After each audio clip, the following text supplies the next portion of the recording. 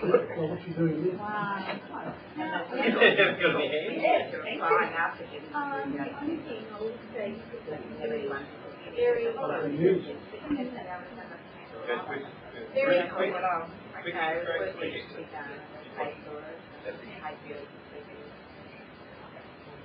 My other work I'm doing Monday a week.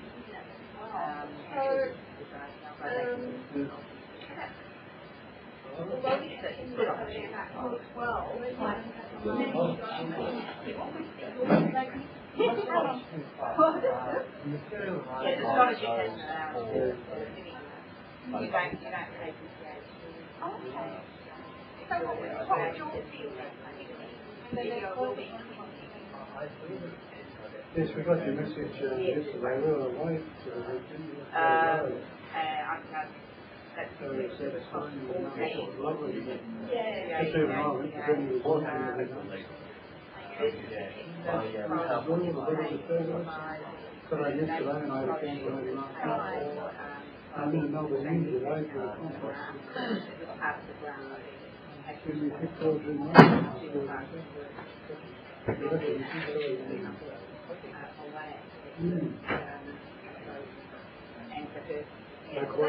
That's what I like to do.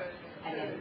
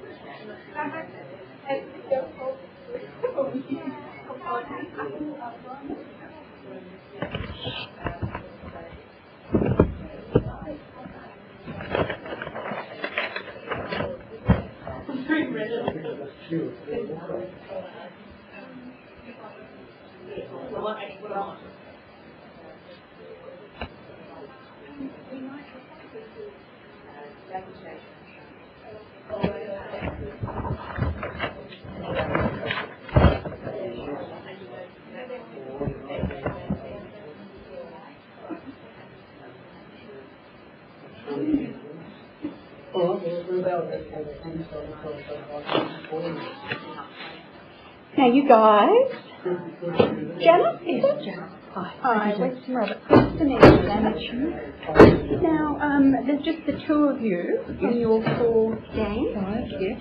Five gang. Oh, yes. And you have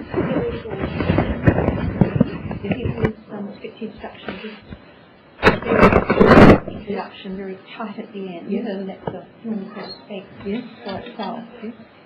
And what about the organisation that we talk up here? We're just going to do the introduction. Jen introduces it quickly. I'll click the button and they'll just go from there, won't it? Very good. And we'll have you off first, then we'll have David and then Ariadne. Yep. Right, now, good. I think that Winsome might open. I do too. Sorry. They're all very anon, aren't they? Mine will be even briefer without that. Yeah.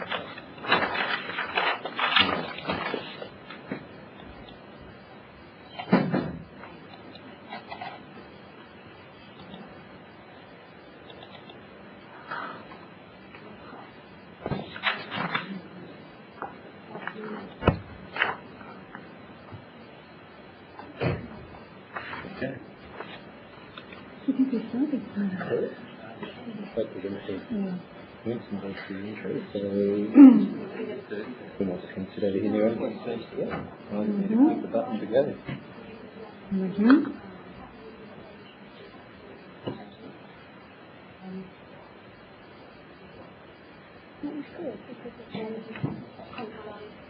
Yeah.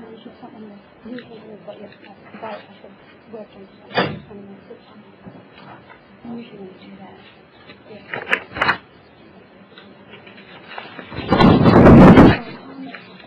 It's time to finish.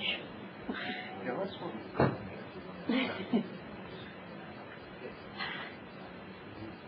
It's good to have. It's good to have that.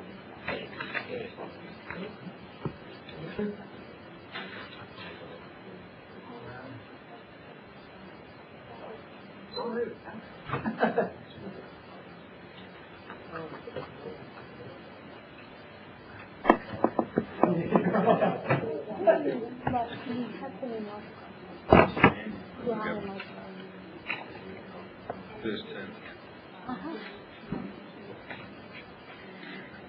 I have trouble sleeping.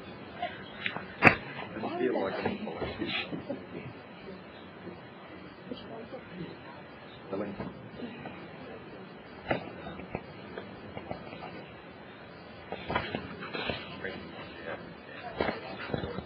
Well, no,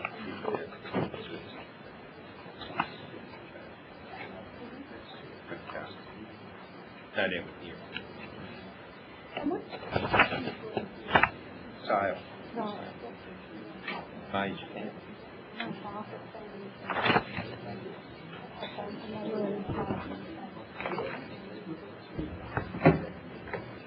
Theory.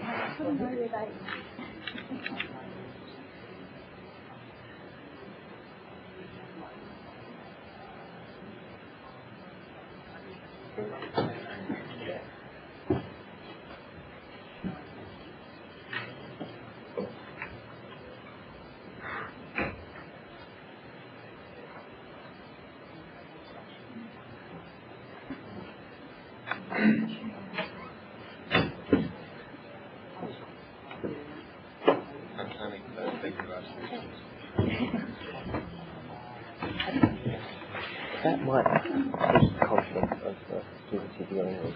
That sort of shows the attitude. Yeah, What I've they're about. already tried to get them, like, they've gone to the website. But which website?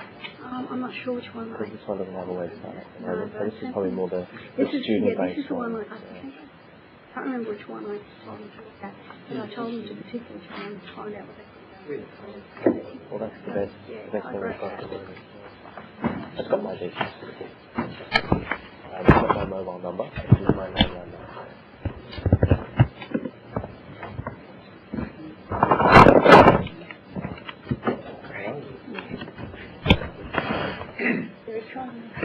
Is that one not jump over me? Yeah. Only to look at.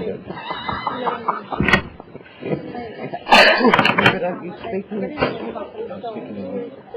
I'm the last speaker before cocktails. But this is the page in which I speak.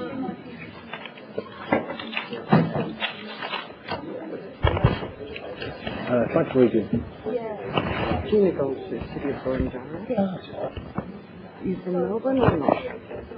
Rockhampton, Central Queensland University. Queens?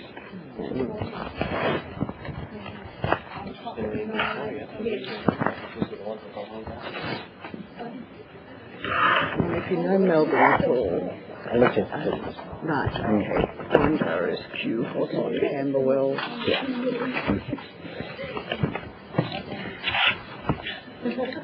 I lived at the corner of Spring and La Trobe, and my office was at Kew.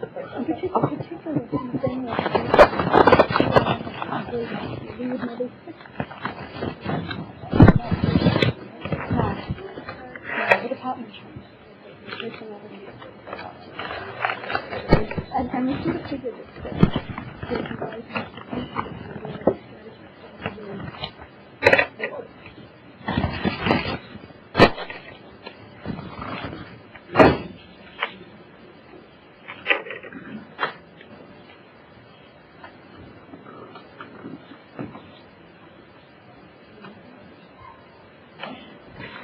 Good afternoon. I'd like to welcome you to the afternoon session of e-governance here at Melbourne University.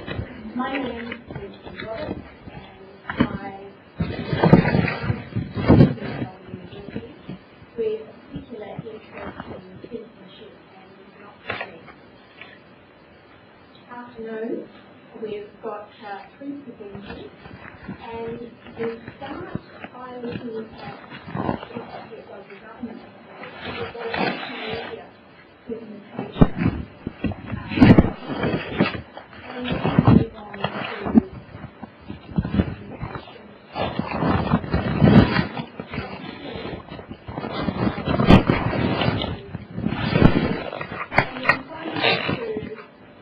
Ariadne, who will, from the University of Sydney, will be looking at GenerationX and potential in governance. The video will be 20 minutes. The two other presenters will have 15 minutes, and then we will open it up as a forum for questions and discussion. So, multimedia, here we come. Janice and Brendan.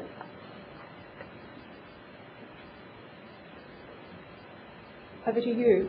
The report, Janice and Brendan are part of a five-person team, of which Peter Chen is also a member, that has had a major investigation into the potential of the new technology for local government, and their report will be released fairly shortly. Mm-hmm.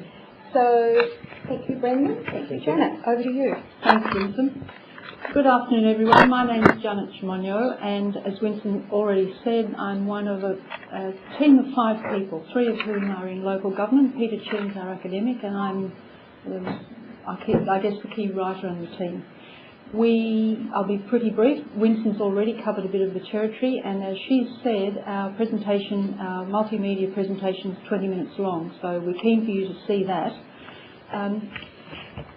We've chosen to give you the report in two forms, a multimedia presentation, because we're looking at e-governance potential in local government, so we think it's really important to use some of those resources. Linked to that is our written report. As I mentioned, I'm one of a team of five. We've been spread, two people down in Wellington, Shire in Gippsland, Alison Lynd at the City of Melbourne, Peter Chen here at Melbourne University, and myself working in a home office in St Kilda. It hasn't always been easy for us to get together, and so IT options have played a very important role for us. It's been terrific working as a team, and we hope that you find this presentation as stimulating and as interesting as we've found to do it. Thanks very much.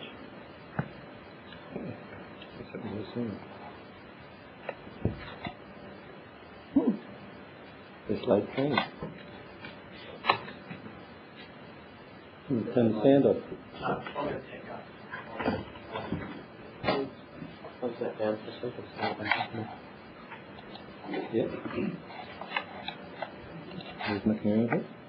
Ah, he was on the simplest thing. Thank you.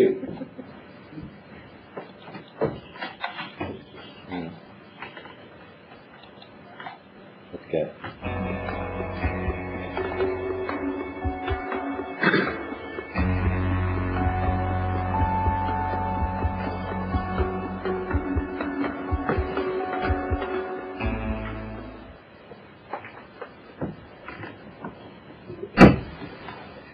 residents and ratepayers of the vast Wellington Shire will be able to watch council meetings live over the internet. The technology heralding a new era in democracy. The two initiatives that I'm launching today really tie in very well with two key goals of the Bracks government. The first of those is our goal to grow the whole state, to make sure that wherever you are, you've got the opportunity to be part of the great opportunities that Victoria presents. And secondly, of course, for Victoria to lead Australia in the take-up of new broadband, internet and telecommunications initiatives. Isn't that a little gem? You know, as Parker said, so it's keeping it innovative and not shutting any doors. MAV Connect is a significant advancement for the MAV and the local government sector at large. It's a significant advancement because it's really breaking new ground in terms of e-democracy and representation in local government. As we're demonstrating right now, this facility enables councillors and officers to participate in meetings occurring at the MAV remotely via the internet. This is certainly a particularly significant development for rural and regional councils, for whom travelling distance is quite often prohibitive and inconvenient. Using the latest technology, including video conferencing and full internet access, the service points have opened up many new communication channels for islanders. A project of this nature requires the commitment of specialists familiar with local government. The project team are myself, Cheryl, Barlow, Wellington Shire Council, Dr. Chen, University of Melbourne, advisor to local government, Chimonyo, change agent Brendan, with specialist contributions from Alison Lyons, City of Melbourne. The aims of the project were to act as a catalyst, providing exciting and practical ideas, encourage local government to explore the possibilities, and new communication processes and information technology. The approach of the project was to develop a vision of how new technologies can support good governance, facilitate the exchange of ideas, problems and experiences, stimulate experimentation with e-governance initiatives, assist in the process of creating successful digital communities, and provide the catalyst for wider project work funded by federal, state and aggregated local government levels. Through the project approach, the team sought the following outcomes: a credible understanding of the potential of new technologies to facilitate governance, an understanding of the technological capacity required to support governance, recognition of common problems and aspirations for governance practices within the sector and wider communities of interest, and a self-sustaining development and redevelopment path for new media adoption.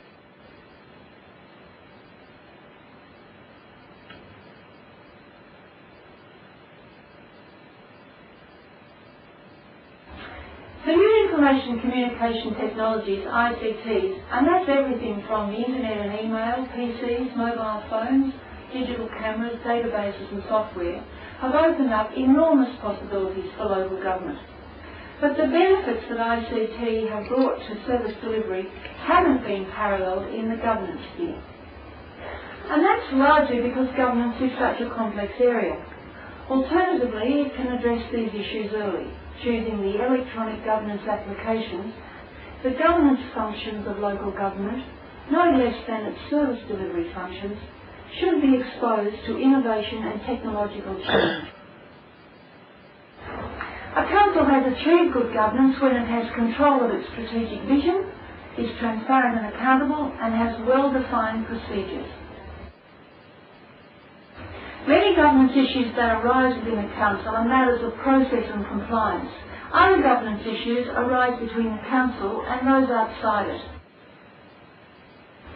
Consultation is crucial to good governance. Undertaking the appropriate level of effective consultation with the community and stakeholders is a central element in achieving transparency and accountability in decision making.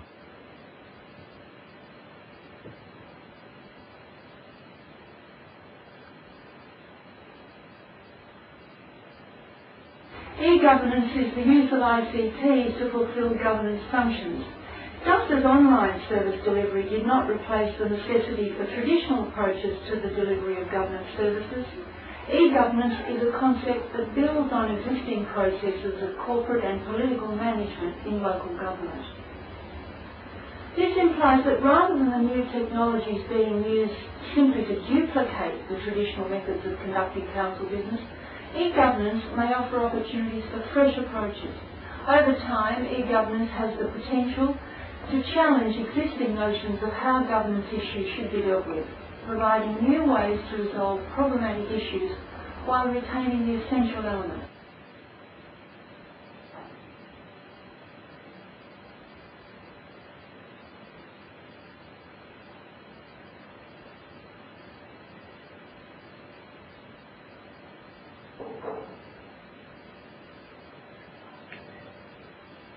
The great benefit of e-governance is that it allows information to be posted, available to anyone who chooses to read it, and accessible to anyone who wishes to provide input. But it's more than just accessibility.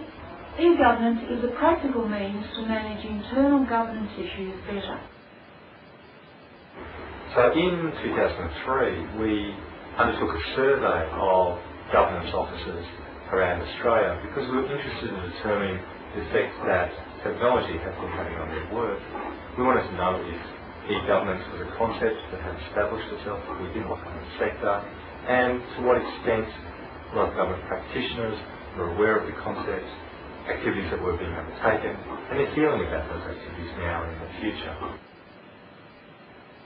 The sort we can see from the survey is quite promising in that local government officers report themselves very interested in the use of technology for governance functions in their organisation, and they see technology in assisting their role as important and increasingly important in the future. However, a few issues arose that will need a sector-wide or strategic response to the challenge of e-governance in the future.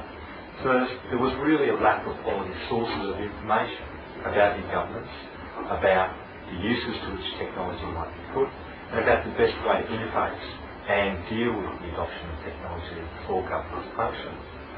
So while everybody saw themselves as very interested and aware and keen to be a part of e-governance and e-governance activity, no one was really identifying themselves as the leaders. Brisbane City Council agreed to take part as an ongoing case study, and this has been an exciting partnership for us. Their project falls under their Citizen Engagement Initiative. This combines participation with access to the information citizens need if they are to be informed about the issues. It also offers people a choice in the way they participate. They can do it both online and offline. Running in parallel with Brisbane Forum and complementing its function as a community consultation tool is Brisbane's Your City, Your Say.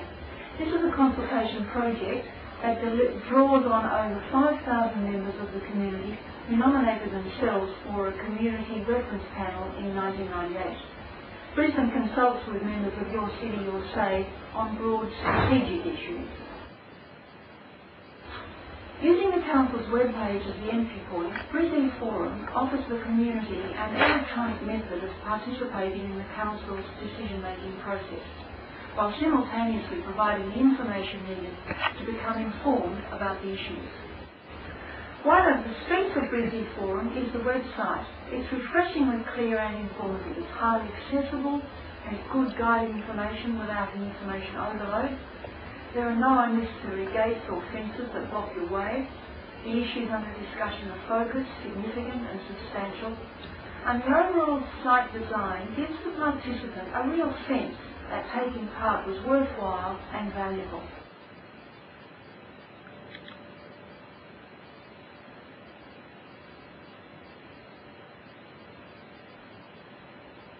From my perspective, the Virginia Regulatory Town Hall is an interesting e-governance approach.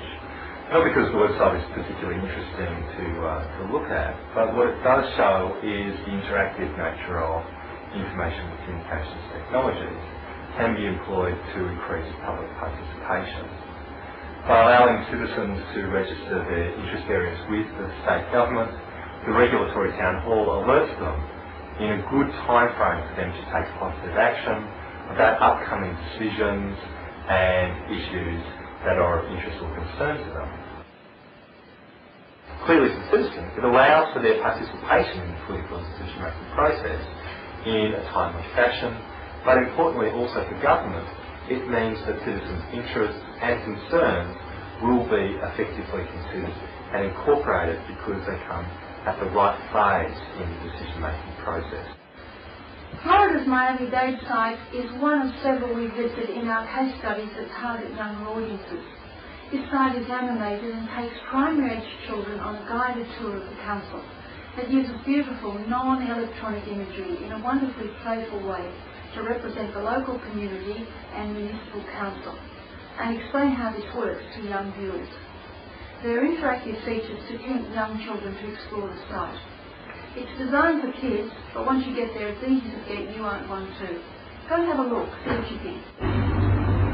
Well, let's have a look at the Wandsworth one. You go into a forward planner and see a place there, the report that's coming up, and to be able to direct email to the author is such an obvious sort of initiative, and I don't think we're anywhere near that. Using the latest technology, including video conferencing and full internet access, the service points have opened up many new communication channels for islanders. Local business and community groups can now use the video conferencing facilities to communicate with customers, other professionals and like-minded groups anywhere in the world. The Three Islands Partnership is not a pilot. It is a long-term project bringing real and lasting benefits to island communities.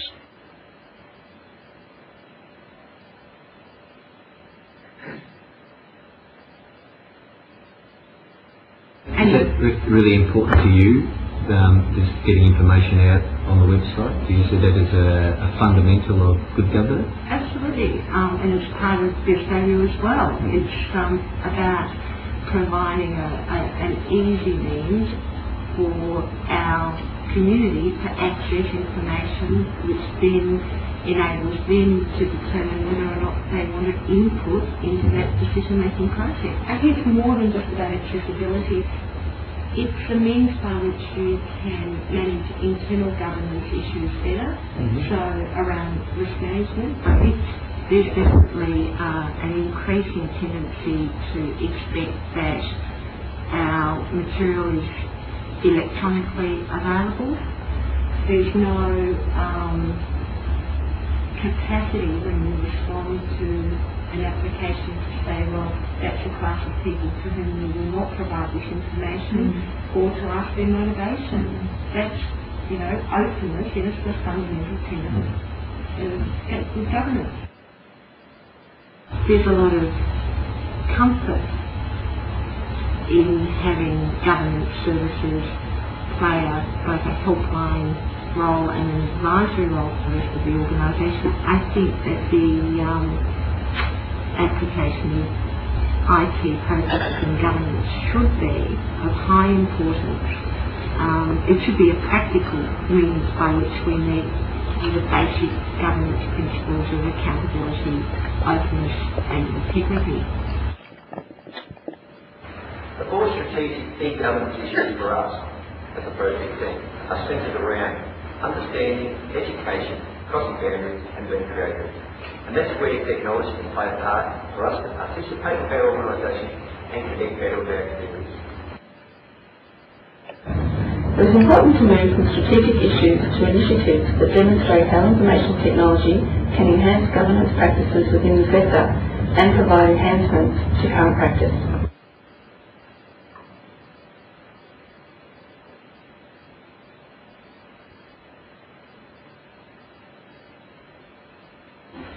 In brief, what we're suggesting is that councils extend their websites to develop and support community groups and to provide toolkits to enhance community participation. So the online workflow tracker really allows councils to be just as responsive with regards to providing information about their decision-making processes and practices as they are about tracking service requests through their customer response system. By developing and maintaining a system by which councils can track issues through their various decision-making processes, citizens, either through a web interface or through customer service centre, can gain access to information about where issues are at in the political and policy making process, and when and where they'll be able to influence those decisions in an effective and timely manner. The online interactive council meeting is designed to move council business outside the ball-chamber wall to increase community participation and deliver greater flexibility for council. The fourth dimension to our proposed initiative centres around creating creative organisation, and that is that we're wishing to see the MAB CEO issue an e-governance challenge to the sector that would stimulate the best ideas that each organisation may be that could help the sector as a whole. Supported by this, we see a need to have a meeting of the minds workshop, bringing the knowledge and the solution people together. This would greatly benefit all parts of the sector.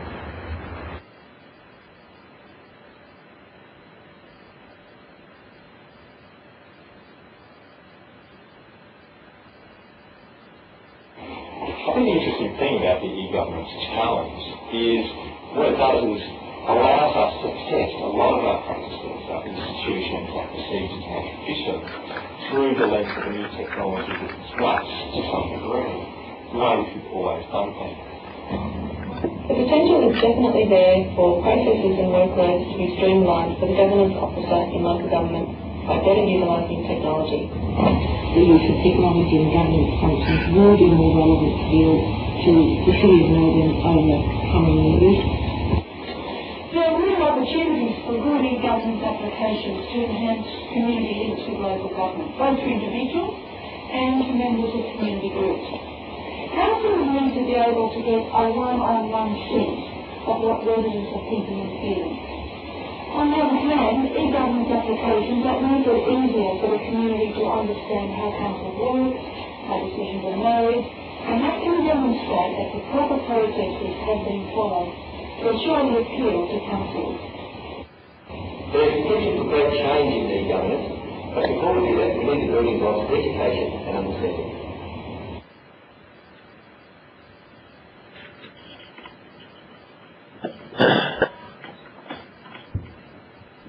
Thanks for being with us.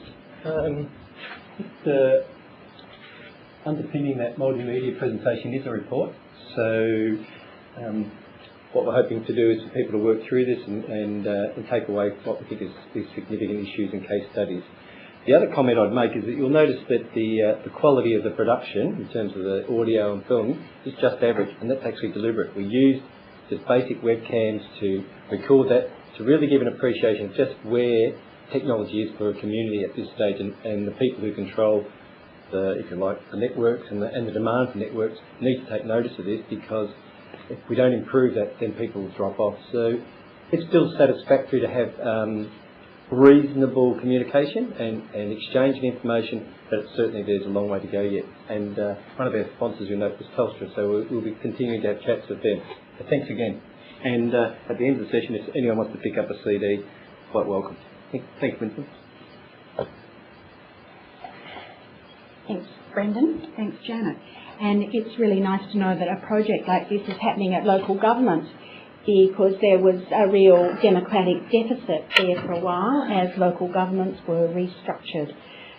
So, thank you. Thanks, Winsome. We are now moving from local government into schools, and you'll recall that in the early 90s there was a report on civics which indicated that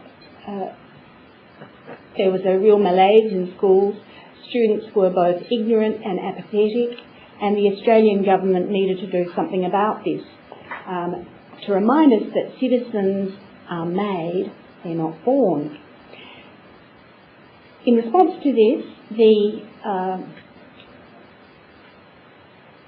Living Democracy project was formed, and a company was set up called Second Strike, of which David is the co-founder, and it really has a very creative solution. You learn by doing how to create a democratic community within a school. So David will tell us something about this now. And if you're interested in following up on Second Strike, go to Mr. Google. Thanks, David. Thank you. Morning, afternoon, whatever it is. I'm a little spaced out in terms of time today, so I'm not sure when in the day I am actually at. And my apologies for being stuck behind this bench. I normally don't like having a barrier between me and a group, but due to technological requirements, that's where I'm stuck for the moment. I'm talking about a few things today. In particular, I've put a bit of a disclaimer on first. I have a tendency, if I get talking about democracy, to just keep going on the theoretical just a little too much. If that happens, please feel free to take off a shoe or a boot and throw it this way. Don't worry about me. I have this $1 million equipment to protect me, but it will get the message through.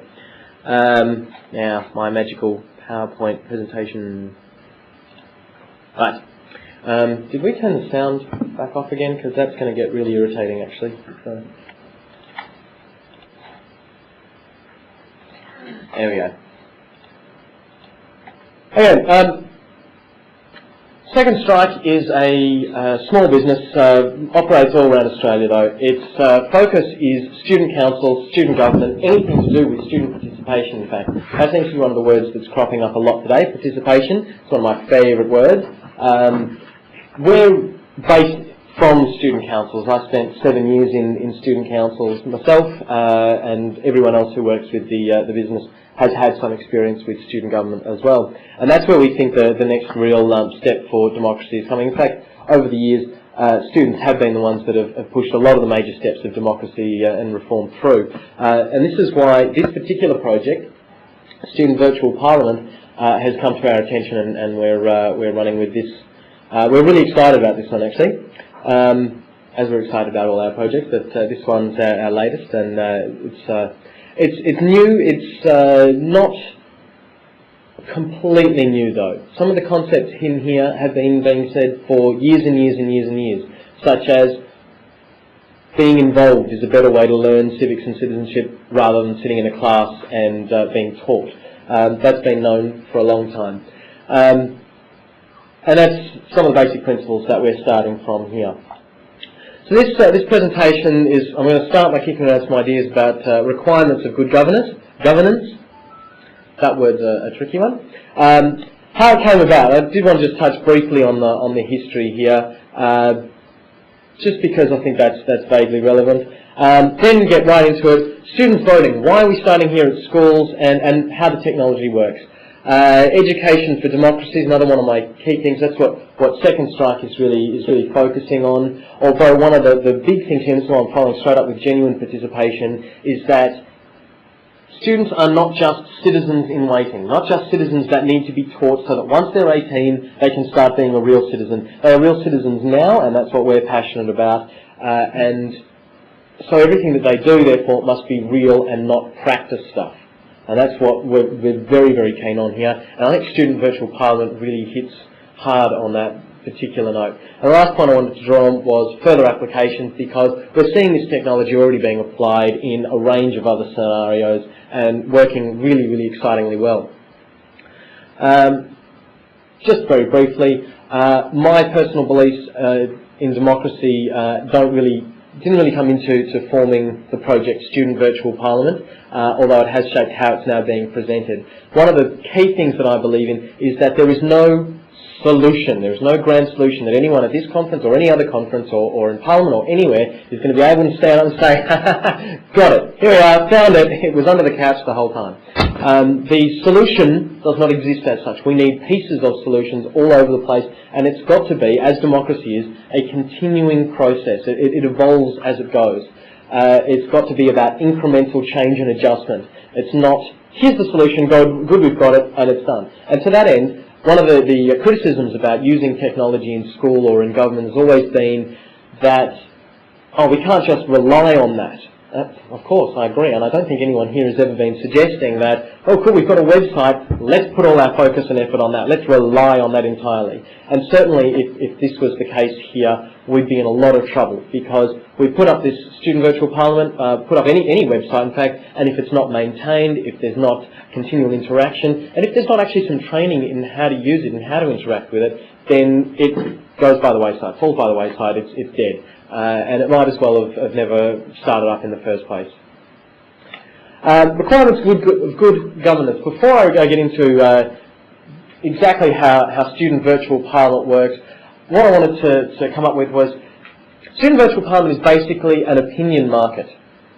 It's based in part on the idea of financial markets, of free and floating exchange that's continuous, but this is based in opinions, not in shares or in companies. That's not what we're selling here. It's about opinions. And that's what we think is really the foundation here. One of the first polls that we put up on Student Virtual Parliament was requirements of good governance, and we came up with a whole list, two of which we were really excited by and actually have been guiding us ever since. As transparency and participation. This is what students actually came up with as our two key focus points for good governance. And they actually went on to say, because there is a discussion board attached to this too, that these are the two things that create good democracy as well. So they made the next link there. But one thing we need to understand, and this was pointed out again by the students, democracy is not an automatic understanding. Just as Winsome said, citizens are not born, they are in fact made. Democracy is not a natural, innate understanding. We used to actually draw out a pyramid of the autocratic method of leadership, king at the top, all the peasants down the bottom, either just subsisting or dropping out of the system altogether. And then someone that we work with decided, let's get a bit clever about this. And he drew leaves right around the edge of it and put a little bit of a trunk on it. And all of a sudden we had monkeys in trees. So he said, this is actually an evolutionary imperative that we love pyramids so much, because we used to actually live in one, quite literally. However, every time we presented that, there was always a creationist or someone in the audience, which is fantastic. It was always good to be challenged, but we tended to upset a few people. So I've actually sort of adjusted that to this presentation. There's a picture later on that's my new version of this. One thing I wanted to do before we go any further, requirements of good governance. We've got transparency and participation. Can we have some people from out here just throw out a few others? Anything at all that comes to mind that is a requirement of good governance? It's fine. Good. I'm going to start picking on people if you don't jump in too soon. There's got to be like 1,000. This is actually an activity that we run with a lot of students in order to get Student Virtual Parliament off the ground, so they can understand what are some of the key requirements of a good government, of any kind of good operation. Honesty, fantastic. What else we got? Trust. Accountability, trust. Anything else? Equality. Responsiveness. Fairness, communication. And also, you've got to involve people. They have to be involved. Wonderful. Involvement, yes. So it's not just participation. You can't just be in it. You actually have to be connected with it. You have to understand, and there's... Yeah. This is what the students came up with. A lot of things that you just said. This is Student Virtual Parliament itself. This is the poll page. The students log each of the... They actually post each of these opinions in answer to the questions. What are the fundamentals of a civil society? Freedom of speech, respect for others, and so on. The way this works is once these have been posted on the site, everyone that's logged in will be told or by email, or will be able to go to the site and see that they've been updated and these are called placards. New placards are up there, and then they place their votes for the ones that they like most.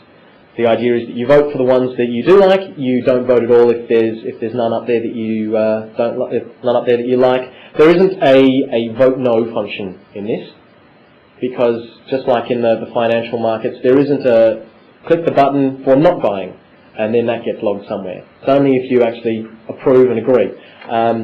So this was a very small poll, only involving a couple of schools. And only a couple of classes from each of those schools, and that's why I've thrown this one up here as a sample. What the students have done is, after logging in their placard, other students have come along these have been schools from across the country, have logged in, seen the placard up there, and decided whether they wanted to vote for it. So we've got the column here, votes. That's how many of the students actually voted, yeah, I agree with that one, I like that. And then the computer system automatically shuffled them around so that it would put the most popular one at the top, the least popular ones down the bottom, and you can see on the far right hand side how far they've moved up or down since the last time you were logged in. So all this sort of stuff is recorded. It even goes so far with extra columns that can be added in at will to do a breakdown of whether they were male or female, or whether they were high school, primary school, depending on what the system administrator decides is a useful thing there.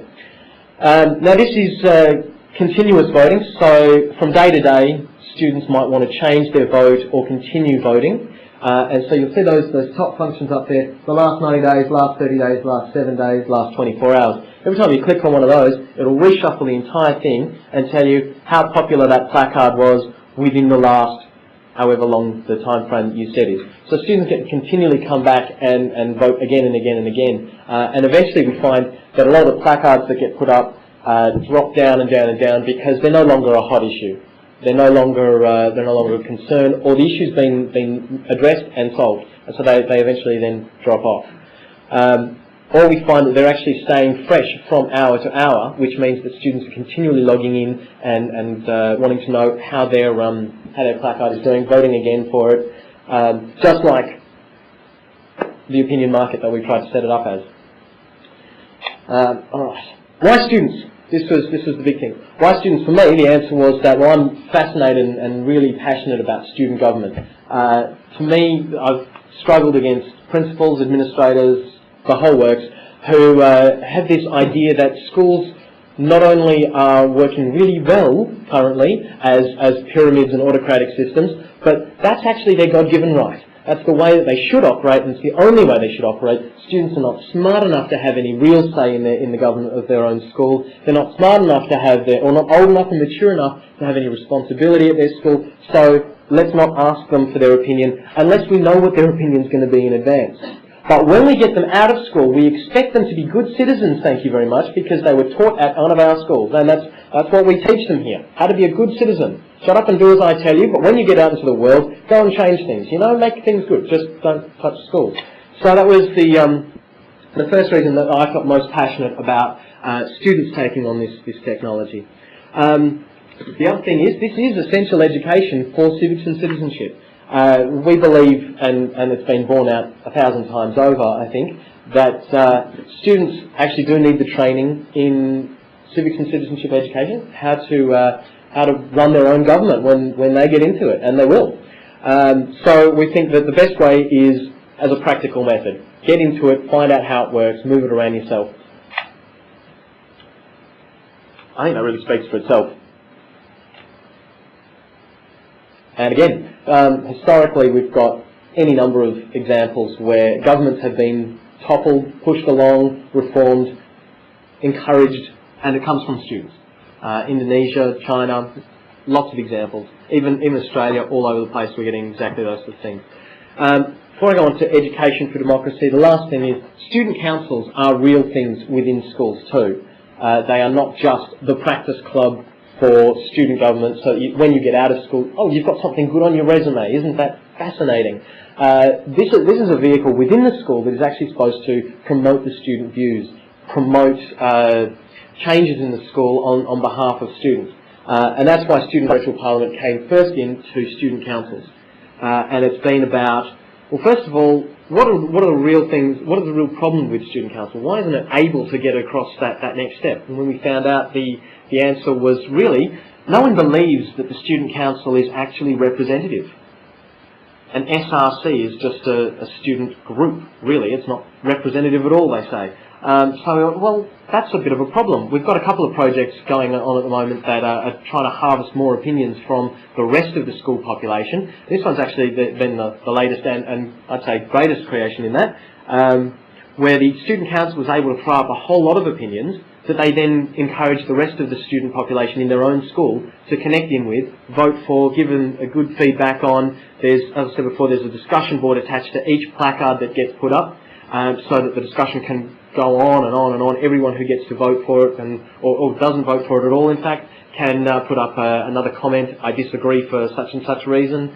But the other students in the school can also throw up different ideas too that get put onto the parliament, and the student council then learns exactly what the students are thinking, and then gets to take that forward to the principal. Here's our evidence. 452 students in the school voted for this motion. We put it out to them all. We didn't just sit in a meeting and 12 of us decide that it worked. We all agreed on this one. This is the pyramid system that I was talking about before. This is not the pecking order, in fact, the pissing order.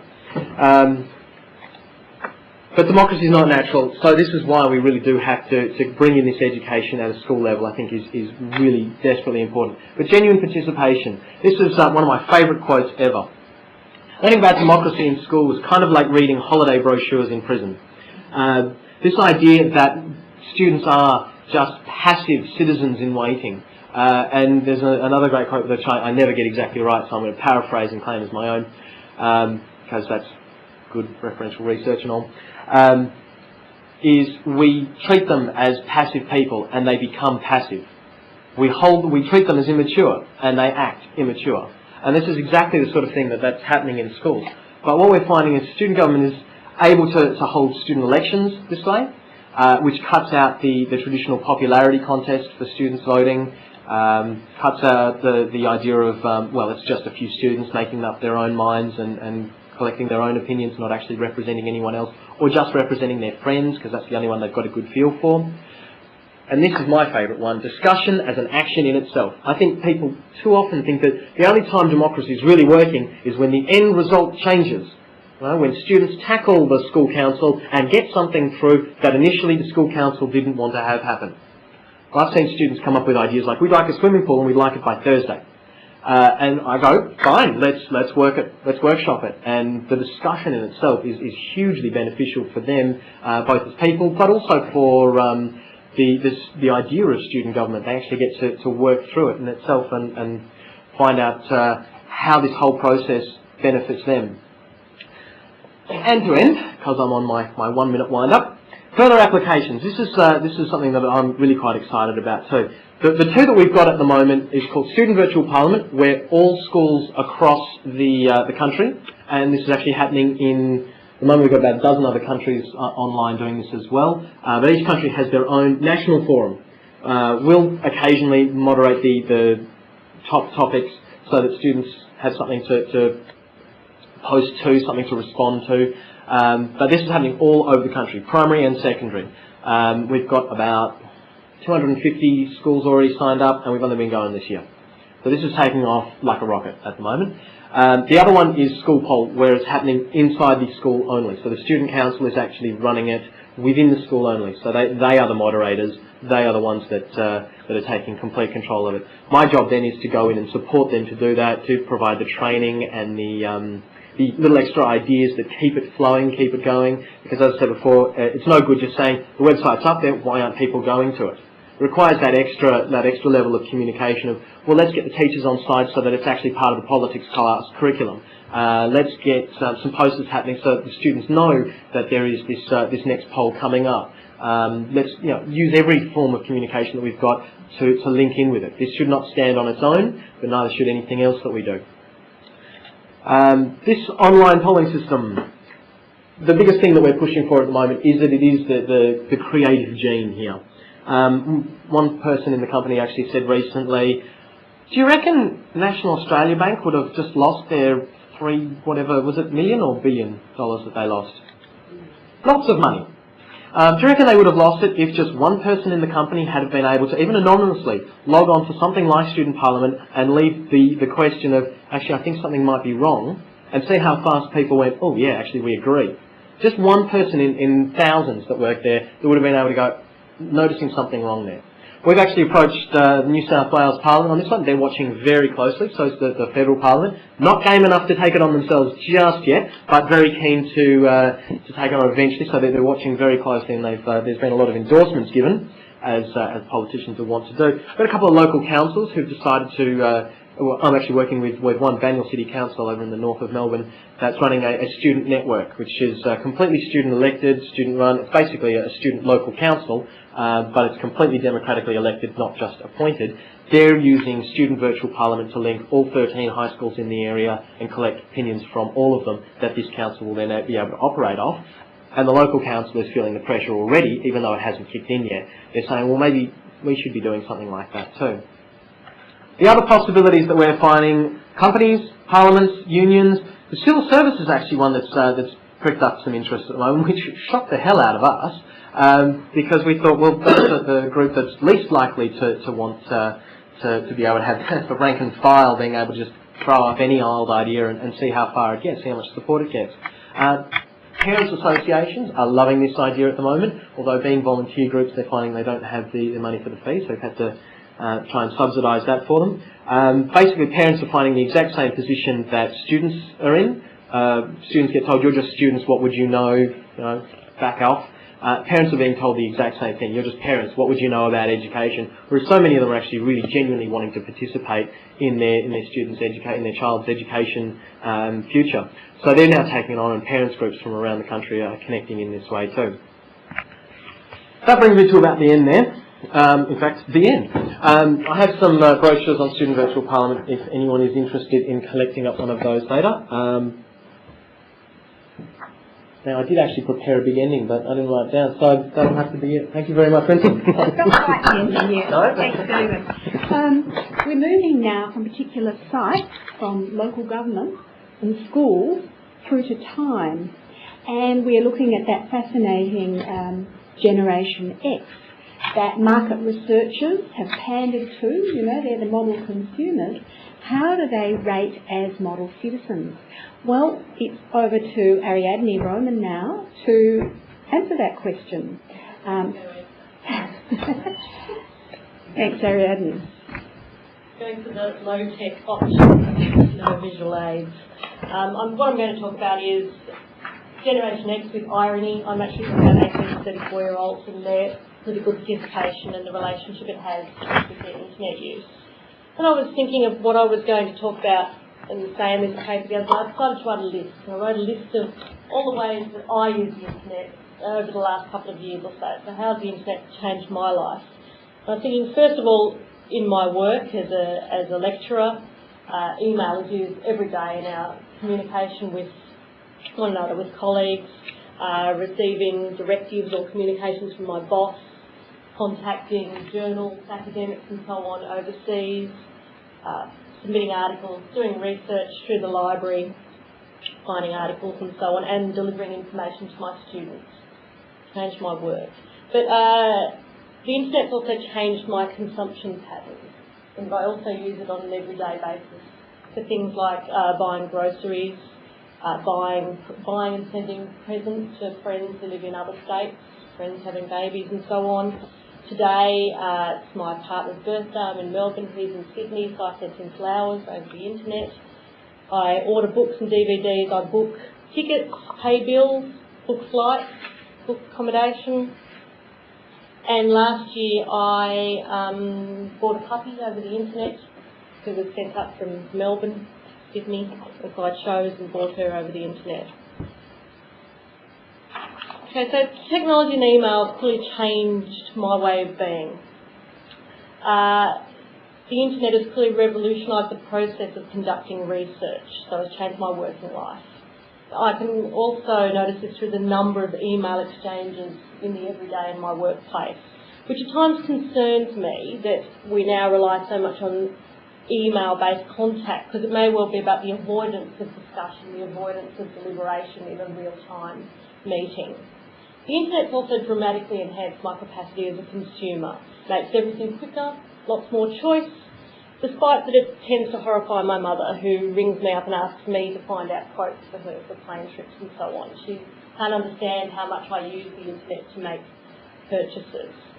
But in that list that I just gave of the sorts of things that I use the internet for over the last couple of years, there's very little that's community or politically oriented. The NGO that I chair uses the internet to distribute information, but all actual decisions need to be made at a meeting with a quorum. Group involvement is still dependent on real time, face-to-face deliberation, if only because people tend to join groups when they're invited in by others. It's very hard to create an affinity with a group, with other people, through a cold call.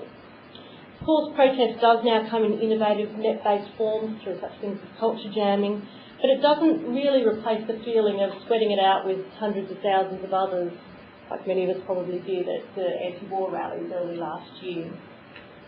And also, if I wanted to contact an MP to make a statement, I know from people who work in those offices who've told me that a telephone call or a snail mail letter still has a lot more impact than an email that's part of a broad-based email petition. So maybe it's ironic that I'm willing to risk buying a puppy over the internet, but for feelings of community and political affinity, I turn elsewhere. Although, talking of buying a puppy, that's brought me into a new community bit of activism over the use of park space, which is my latest thing. But anyway, my paper's actually about the relationship between acts of community and political participation by 18 to 34-year-olds and their internet use. The internet's often lauded as a great leveller, democratising agent in facilitating participation. Alternatively, the advent of the internet is also seen as a contributor to a new type of class divide, a digital divide between those who can access and utilise technology and information and those who don't or can't. It's often assumed that young people are the big winners in the internet revolution, and this paper is going to take up that debate through two main ways. Firstly, through looking at demographic differences in young people's internet use, and also by looking at the relationship between community-based and political participation and internet use. I've not found a great deal of Australian-based empirical research on the relationship between internet use and young people's political participation. I have, however, found that there are four main ways that discussion and analysis is undertaken on this general topic. First of all, there's often a research or a discussion focuses on the internet as an alternative service provider. And this is particularly when disadvantaged or at-risk young people are talked about in the internet as seen as an option as an alternative service provider. A second discussion of the internet has been its potential for activism, to facilitate activism. And this is particularly seen because it's used in an everyday sense by existing community and political groups. The third area of discussion takes up the idea of the internet's provision of alternative political outlets, but focuses on how the internet makes it possible for young people to create new and distinctive political practices or political spaces. And the fourth area of research is a focus on the individual level relationship between internet use and social capital accumulation. This area of research has tended to find that the internet supplements social capital. That is, the internet is part of people's everyday lives and another means of communication, facilitating existing relationships and patterns of civic engagement. So my research comes in more or less at that angle. It engages with the idea of the relationship between internet use and social capital accumulation, but my research only really evaluates whether or not there's a relationship between participation and internet use by examining whether those who are participatory are also internet users, and also look at what they use the internet for. I didn't ask in the survey that this work is based on, I didn't ask people specifically about how they form community or how they form alternative political spaces through the internet, which you'd need to do to be able to make broader claims about the creation of social capital and community connections. But the paper is based on a survey conducted by Newspoll Market Research. I developed a questionnaire with the market research company, and I was interested in looking at a broad ranging list of community and political involvements. And I found that there were four separate types of participation that sort of arose from the analysis factored together, and I've labelled those as activist type of group involvement, communitarian and community-based involvement, party and traditional formal political involvements, and individualist acts such as donating time and money. So there's sort of these four coexisting forms of participation. But to think more about the internet use in the samples that I looked at, 34% of the 18 to 34-year-olds interviewed use the internet every day. 66% use email regularly, that's at least once a week. Young Australians mainly use the internet for work and study or for communicating with friends and family. A smaller proportion use it for finding out about entertainment, sport, news and current affairs and community events. A very small group, so only 8%, said that they use the internet for sharing information about community or political issues. I looked at email and internet usage to see if they differed along a series of demographic variables. For example, there was no difference in the frequency of email and internet use amongst different age groups, so 18 to 24, 25 to 29, 30 to 34-year-olds all tended to use internet email and similar patterns. So while work and study are important reasons for using the internet, it's not necessarily the youngest age group, 18 to 24-year-olds, who are the most internet savvy. The frequency of usage for both email and net did differ along variables of location, education level, income level and occupational classification. That is, people living in cities were more likely than their regional or rural counterparts to use email and internet every day. Of those who hadn't completed high school, 23% used the internet every day, compared to 51% of those who finished high school and 56% of those with post-high school qualifications used email every day. And the pattern was similar for internet use. Those in the highest income bracket were much more likely to use email every day. And the sample also divided around white and blue collar work, with 52% of people in blue collar work using email and the internet less often than once a week. So the existence of these sorts of relationships starts to show clearly the digital divide amongst young Australians in terms of the frequency of their usage of email and the net. But dividing the sample into these different demographic groups doesn't really help us to understand inclination toward any other uses of the internet, or what they use the internet for. That is, men and women, different income groups, those with different work status, parents and non-parents, city and rural residents and different age groups all use the internet for more or less the same reasons. There's no broad patterns differentiating them on the reasons on what they're using the net for. That was the background, but what I wanted to look at was whether or not there were relationships between the amount of time people use the internet, what they used it for, and the acts of political participation that my broader research project was about. Overall, there was little significant relationship between everyday use of the net and email and individual acts of participation.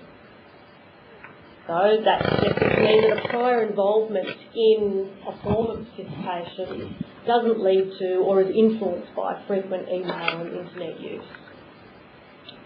There was, however, a significant relationship in the amount of individual acts of participation that a person engages with and the frequency of email and internet use. So, individuals who use both email and net every day were significantly more involved in a range of different acts of participation. This suggests that as people are more open to a range of participatory acts, they may use the email and the net to both communicate more and access further information. So these individuals are subsequently switched on to both participation and information. However, this sort of relationship could also be attributed to the strong relationship of education level and occupational status with both net use and with participation. Those factors around measurements of class also keep research in there.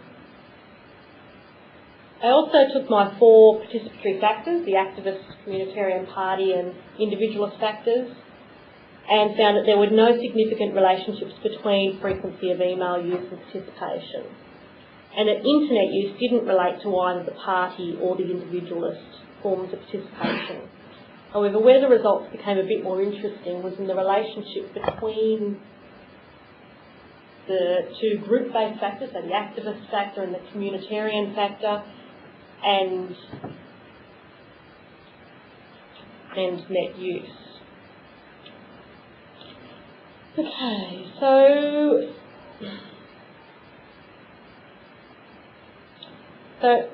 people who use the internet every day or weekly have a significantly higher average on the scales of activism and communitarian involvement than those people who use the internet rarely.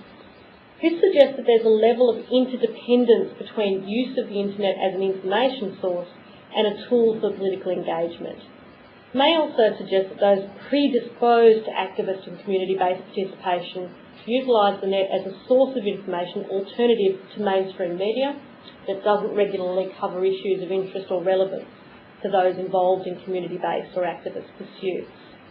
I looked also at the reasons why do people use internet and email to see if there was a relationship between the reasons people use the net and the act and those participatory factors.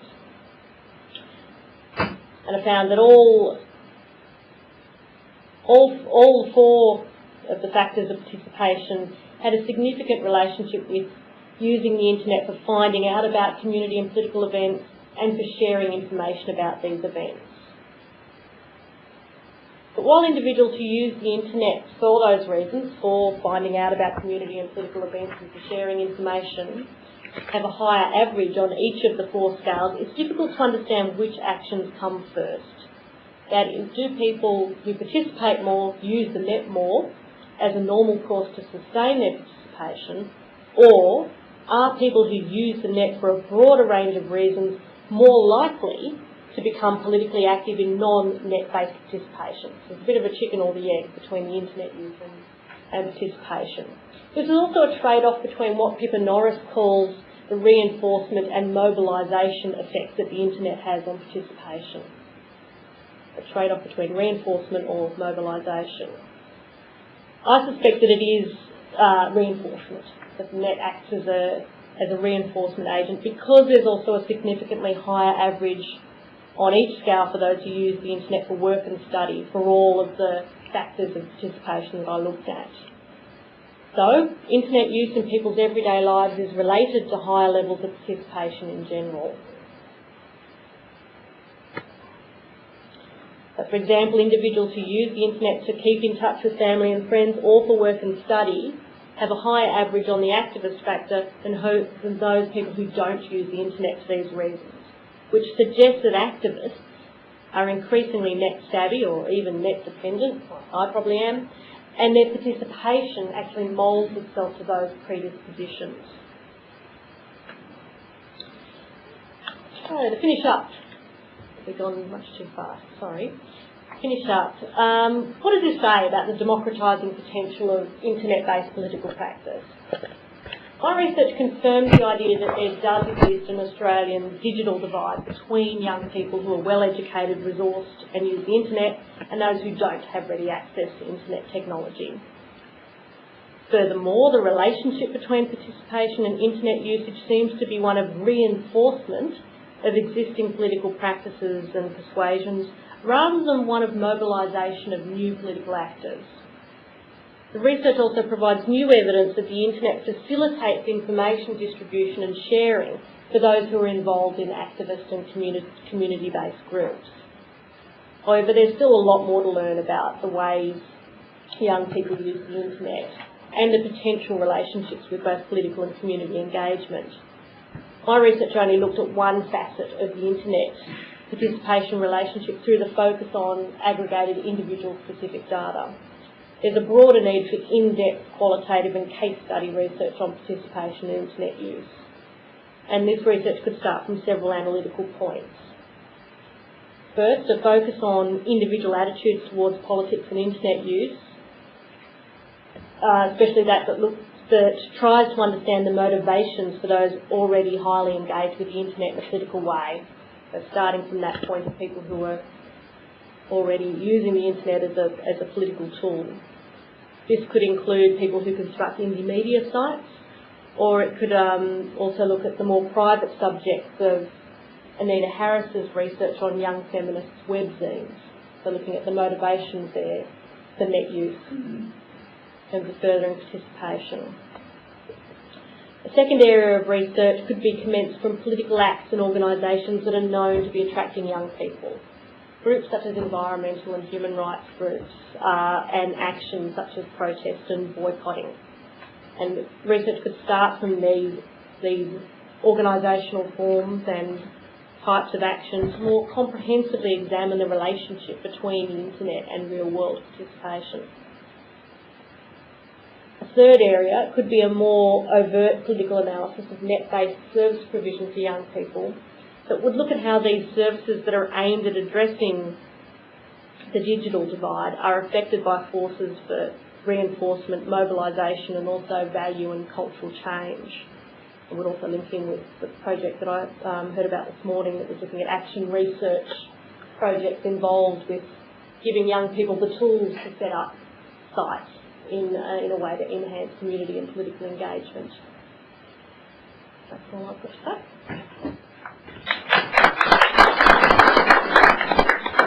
Thanks, Ariadne. So it sounds like there's a multiplier effect at work. You know, it's the old paradox: if you want something done, ask a busy man to do it.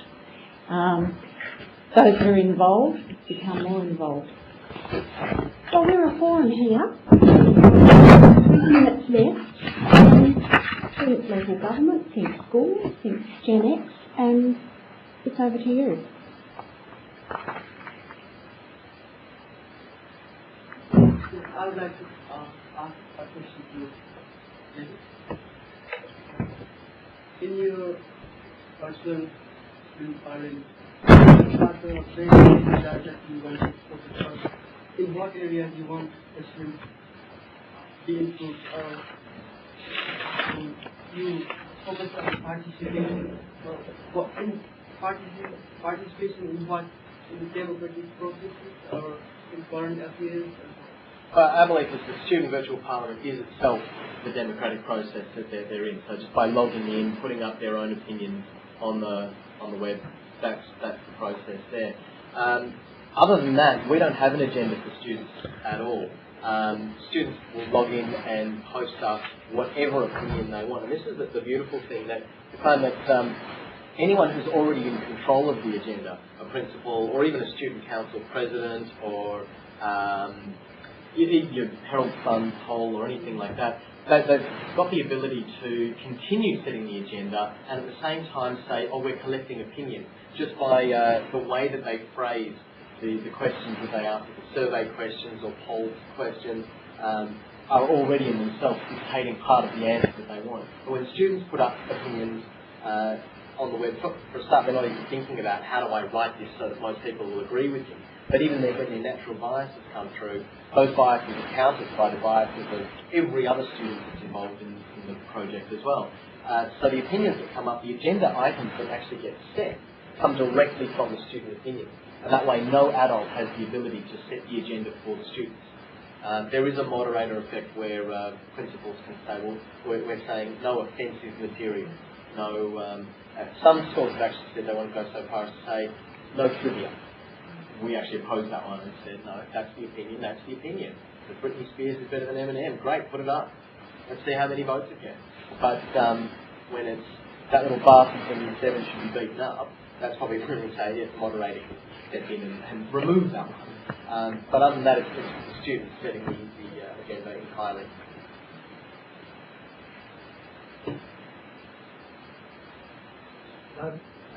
Within the student councils themselves, how the political process taken to those results?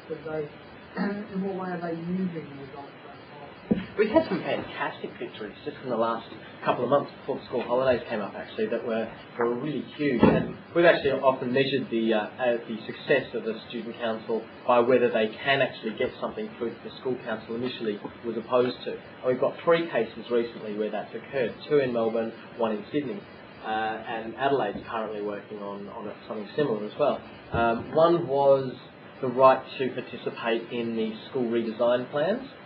Students were originally being locked out of it entirely, saying, well, what would you know about architecture or things like that? Well, we do know what kind of a canteen we'd like, saying. So, and they actually had some valid input, and they won the right to be able to participate in that. Sydney School actually won the right to get their students back on school council as representatives, which the school council had initially sort of opposed outright.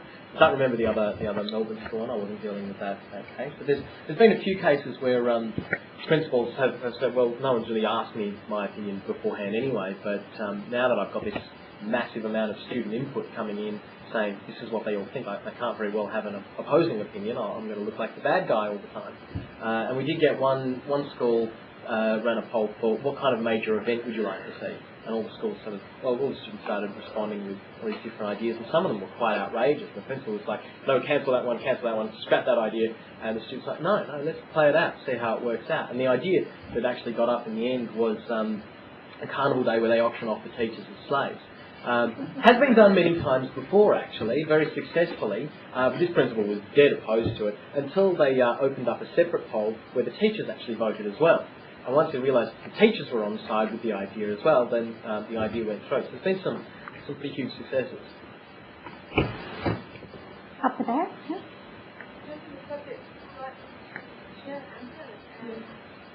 Brendan? I think it says something of uptake and how that uses phone. And I think it's very long way out, and my phone is the triggers now. And we didn't have phone, we had paper. So actually significant technological in getting access to that That would be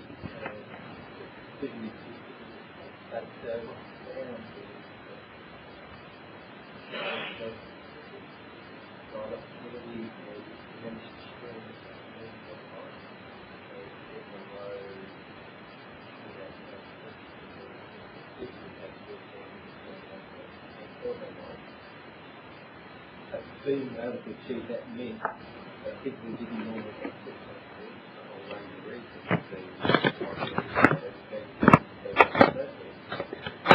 These people did access it. And it comes to three websites in their application Victoria.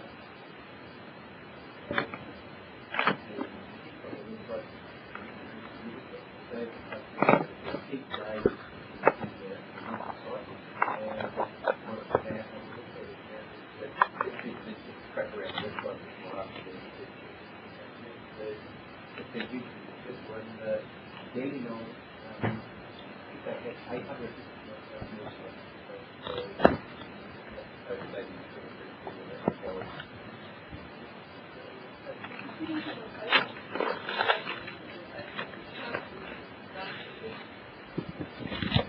yes, that's one of the things they where they had a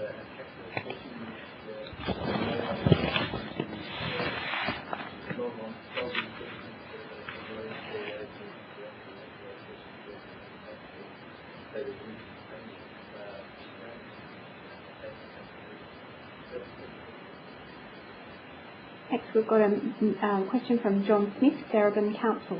Thanks. I work in government and local government as well. My issue is also about access. It's not so much about, I don't necessarily want to be self-responsible, but I'd like to know how some of the people that you work with have answered it. When I speak to councillors in Darwin, we don't have the issue of distance, but we certainly have the issue of the digital divide in terms of access to technology, because we've got quite a significant population. We have a high proportion of our people who don't speak English well or all from home. And our councillors particularly have the issue of how do these people get access to it. We keep saying, well, this is just an adjunct to what we're doing, it's not even paid for what we're doing. Their view is, oh, we don't have to do it. And I'm just wondering how that can go. But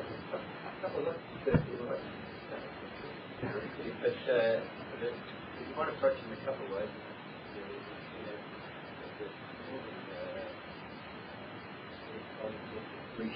Ultimately reshaping how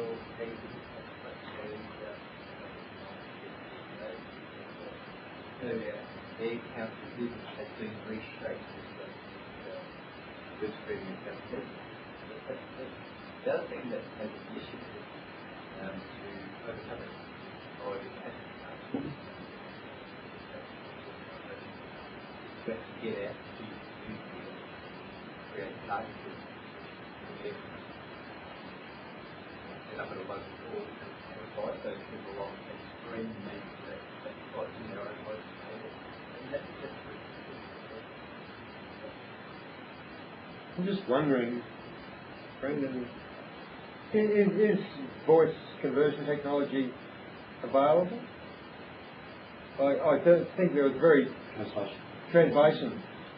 Like I know it's easy to go text to speech and things, but surely someone somewhere is working on translation things.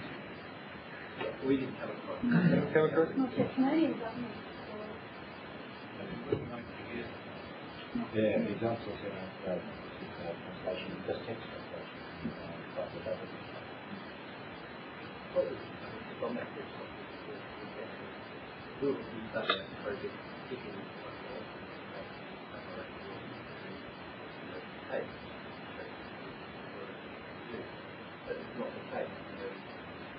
That's came back with your group and stuff was really good as anyone around the world. So we're in that.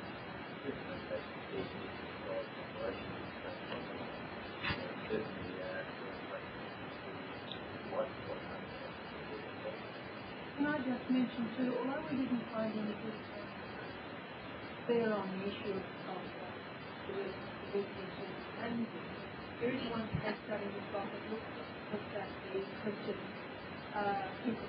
visual images.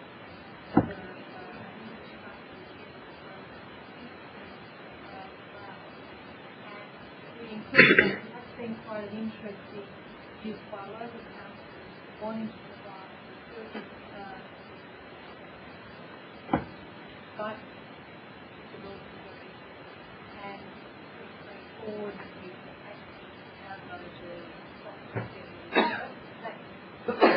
to one side, but quite good account.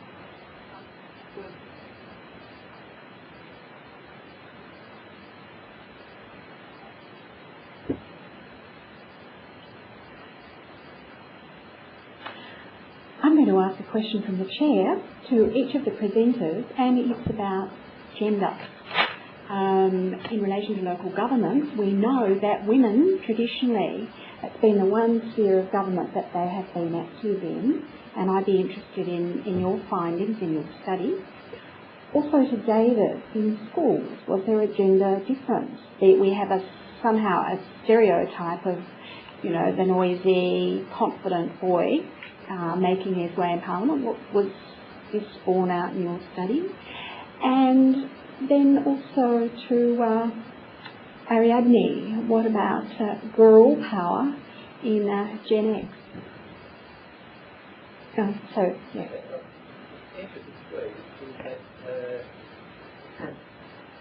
Things like states, Victoria was dominated by males in the states, whereas quite the opposite is the case in Queensland. I don't know why, but that's slowed out. Maybe it's the fallout of restructuring. Yeah, speaking to Council Research Lab, their global operations people, they find it very difficult to attract women that basically think they work 12-hour shifts. It's very much work against recruiting that talent. So they'll have to do that. We've actually been focusing on this question for the last 5 years since we started in student participation at all. Student councils have actually been fluctuating depending on which gender is in control, which gender dominates. Over the last about 20 years apparently, but specifically in the last 5 years too, we've seen it go up and down. And we can't actually find whether it's any trigger event or occasion or something that's causing the changeover. At the moment, we're in a phase where student councils are dominated by females, and it seems to be just creeping back that guys are coming back into it. But 2 years ago, guys had a stranglehold on it, and 3 years before that, it was females running. We're finding student virtual parliament is more or less even, but females have got the upper hand at the moment. That's just been this last, 3 months, 4 months this year, and a couple of months from last year's first trial. That cyclical dynamic is really interesting. Ariadne. Yeah, gender was an important factor in the research carried on to this found that women are more likely to be involved in an activist organisation and more likely to be involved in a community organisation. The activist organisation finding is the usual one, in that seems to be a shift. A lot of activist organisations have been political participation research has been associated with being male dominated. That's a shift. I also looked at whether or not being a parent made a difference to amount of involvement, and it didn't. And I asked people about the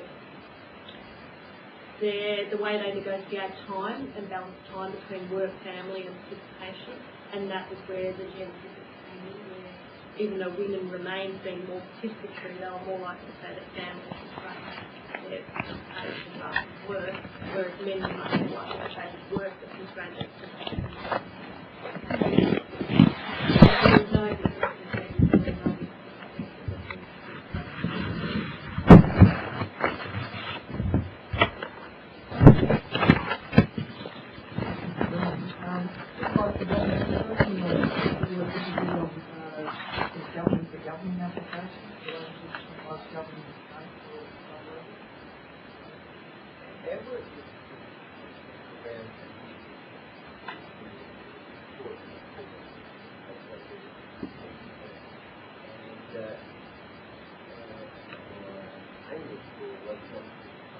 Or innovate the way they look across the way of stuff.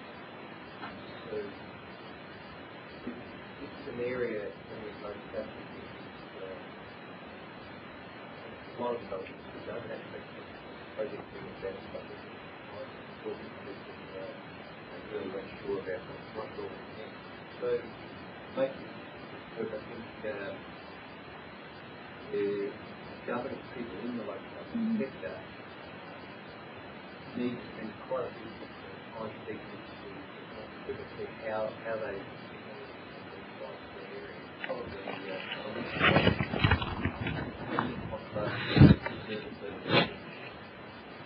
and can I ask you this? One of the case studies, I've seen it between an issue which happened for issue. It's really large initiatives in New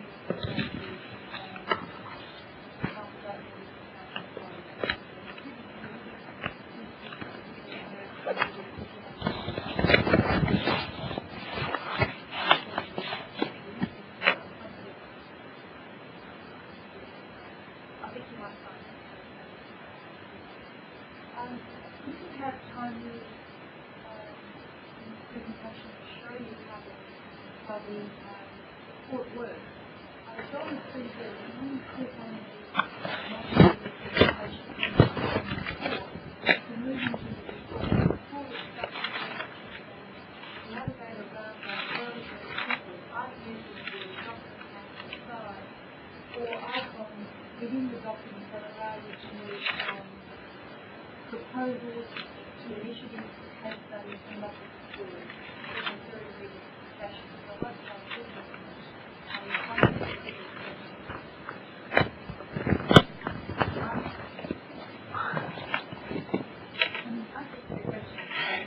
You said something in your presentation about an amazing is there something about parent clubs not being able to afford the ongoing costs or whatever's been happening to your model? So what is the model for this class? I'm not sure I understand the question. Do the schools that sign up for your project pay a cost? Yes. There is a fee in order to be able to provide them the service, because all people that are working on it are basically trying to earn a living out of providing services to student leadership training and student participation. The group who actually created the product, called Just Issues, that's the name of the company. Should know my partner's names, really, shouldn't I? Set the fee and been deliberately trying to keep it as low as possible so that every school can participate. And currently it's less than $100 for a school to sign in for an entire year, which student councils have currently been paying, but a lot of principals are making choices, like they think it should just be part of the school budget. So there is a fee to apply. Currently in the UK, it's actually selling at £375 a year. Clearly working in the wrong country for a start. But that's one of the things that we're really keen on, is keeping it as low as possible. And at the moment we're looking at a few ways to subsidise it further, so that it is affordable by... Like Sherbrooke Community School has only got 30 students, and yet they're interested. But obviously paying $100 a year for 30 students to use it is not quite as fair when MLC can also pay $100 and get the same benefit. So we've got to look at some sort of appropriate fee for that.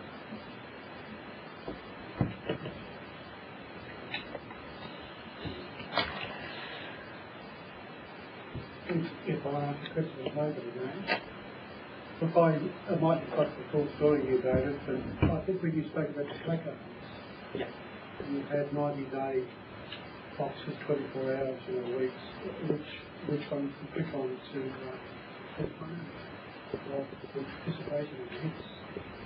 What's to stop a school banging in 1,000 hits a day? The way that the algorithms are set up is that each student that is allowed to vote gets given a password. Once that password has voted for a day, then you can continue voting as often as you like, but the computer won't count it. Like the server won't actually register that unless you were to actually break it down into how many people have voted in the last minute.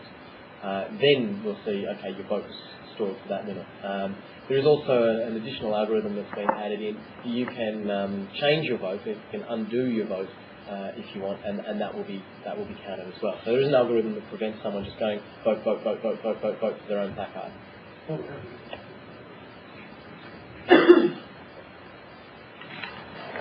I'm going to declare this as the end of the session, and to thank Brendan and Janet and David and Ariadne, and also you as an audience. Thank you. Now, a break of half an hour, and we'll start again at 3:30.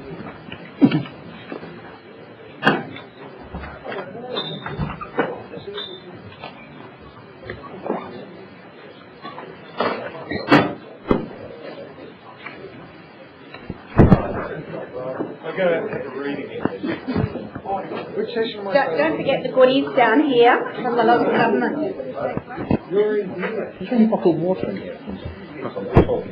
I'm the last speaker. This is a good question because I couldn't see one, but I can point it out. Oh. Hello again. I know, I'm going to leave my seat here. I'm the last speaker.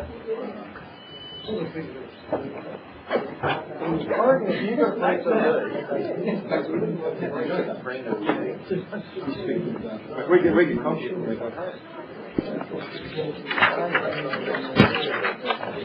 Hello. Hi.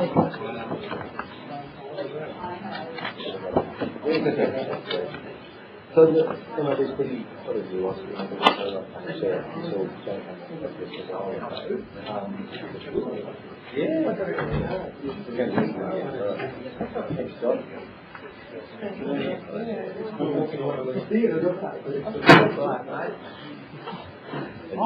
say we can do that. That's it, yes. I'm going to put that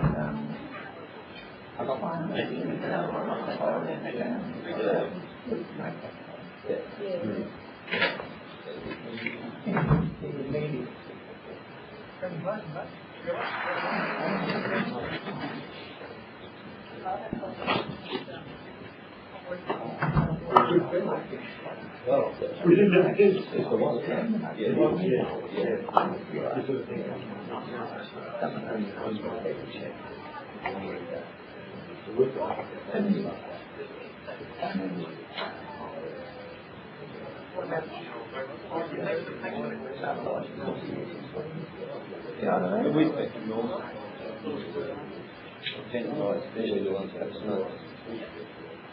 Bring it all together. And we'll see it and we'll get that.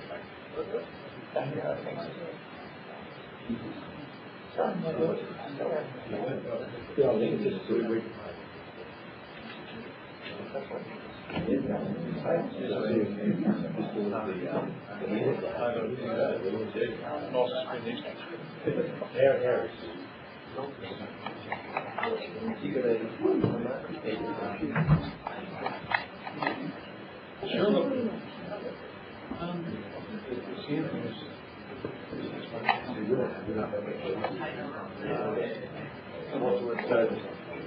yeah, we really want to reach. That's right.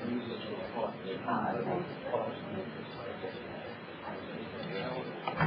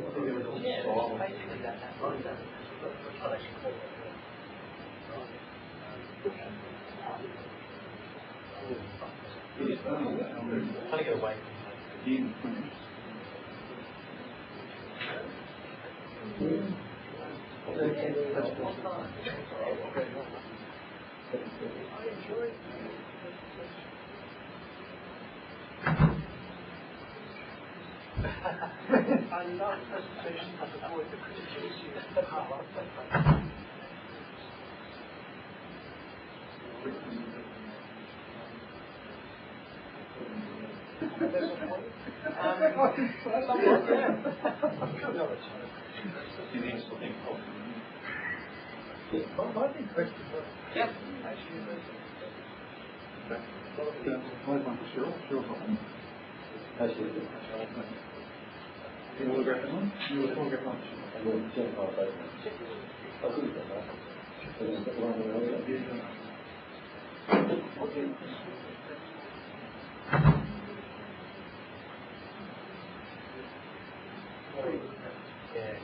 We're finding that this conversation